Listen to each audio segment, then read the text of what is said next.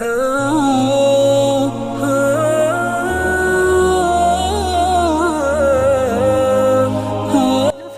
वालेकुम। आप लोग सब कैसे हैं? उम्मीद है आप लोग सब ठीक होंगे और खैरियत से होंगे।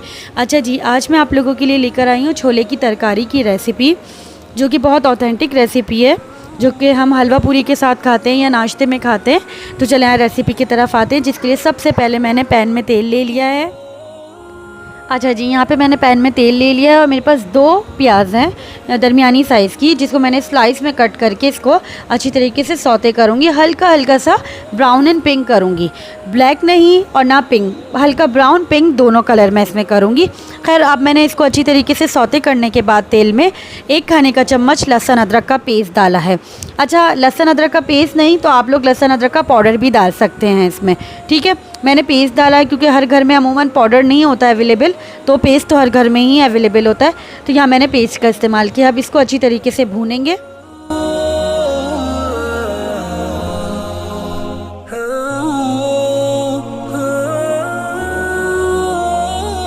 4 टीस्पून, हाफ़ टी स्पून मैंने इसमें लिया है धनिया पाउडर पिसा हुआ और 1 खाने का चम्मच पिसा हुआ लाल मिर्च ली है, क्योंकि जब आप पूरी के साथ इसको खाते हैं छोले की तरकारी को, तो वो टेस्ट अच्छा इन्हेंस होकर आना चाहिए और ज़रा सा अच्छे से स्पाइसी लगे, वरना फीका फीका मज़ा नहीं आता।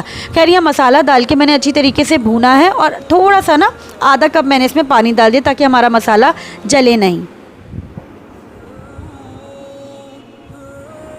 अच्छा जी, अब मैंने मसाला भूनने के बाद ना ये पानी हमारा खुश्क हो गया है, तो ये जो ऊपर थोड़ा सा लाल तार आया है ना, ये मैं इसको एक प्याली में निकाल दूँगी। एंड तक आप लोग मेरे साथ बने रहिएगा, मैं आपको एंड में बताऊँगी ये मैंने क्यों डाला है, क्यों निकाला है, सॉरी। अच्छा, यहाँ पे अच्छी तरीके से और मसाला मैं भूनती जा रही हूँ और जो ऊपर रेड ऑयल सा आ रहा है वो मैं इस पर निकाल रही हूँ।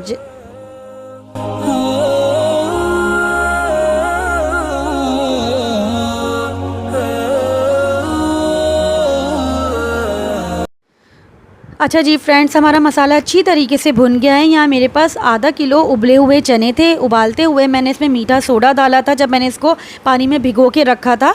अच्छी तरीके से इसको मसला नमक वमक डाल के अच्छी तरीके से मैंने इसको बॉईल किया है और ये अच्छी तरीके से फुल कुक होने चाहिए, आधे कच्चे पक्के नहीं, क्योंकि ऑलरेडी ये मसाला भुनेगा और थोड़ा सा ये पकेगा। इसमें अगर आप ये सोचें कि इसमें गल जाएंगे, थोड़ी कसर रहने दें, तो ये गलत होगा।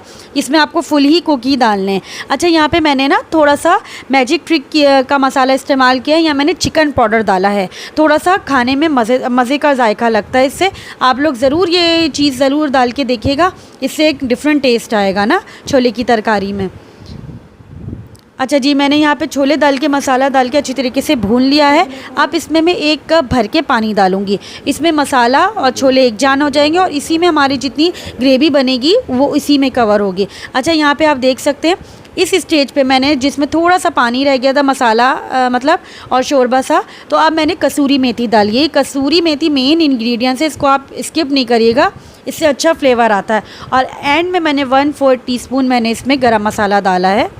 That's it. अब इसमें कोई हरी मिर्ची हरा धनिया कुछ नहीं डलेगा, क्योंकि आप लोग भी बाज़ार में देखा होगा आप लोगों ने, कोई हरी मिर्च हरा धनिया कुछ नहीं डला हुआ होता है, बस इसका इसी तरह कलर होता है। अच्छा, अब जो मैंने स्टार्ट में रेड ऑयल निकाल के रखा था, अब इस स्टेज पे मैं वो डालूँगी।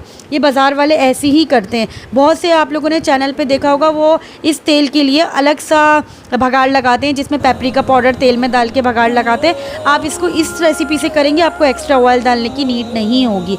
अच्छा, प्लीज़ मेरे चैनल को लाइक शेयर एंड सब्सक्राइब कर दीजिएगा। अगर मेरी वीडियो अच्छी लगी हो, प्लीज़ मेरी वीडियो को फुल वॉच किया करें। अल्लाह हाफ़िज़।